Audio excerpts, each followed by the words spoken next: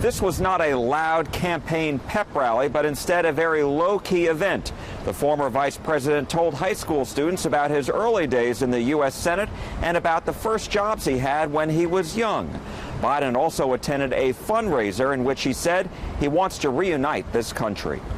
I didn't start off thinking I'm going to run for public office. At the educational nonprofit Spark in Dallas, former vice president and Democratic presidential candidate Joe Biden didn't talk about his campaign or his policies. Instead, Biden and Dallas Mayor Mike Rawlings, who endorsed him, sought to encourage 100 youngsters, many of whom are interning at companies for the first time this summer. I promise what's going to happen. You're going to say, you know, I can do that. I can do that. Biden left without speaking to reporters.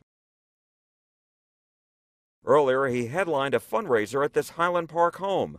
A press pool report says Biden told donors that President Trump has divided the country and that, quote, we have to bring everybody back in. We have to restore the soul of America.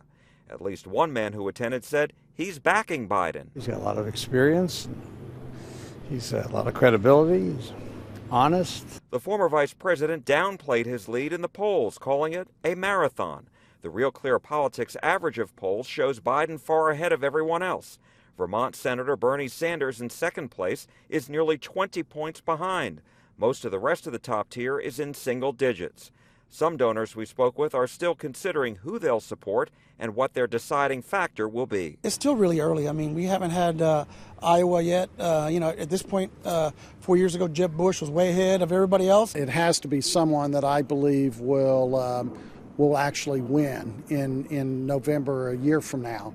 Since January, Biden and 7 other presidential candidates have held public events here in North Texas. In Dallas, Jack Fink, CBS 11 News.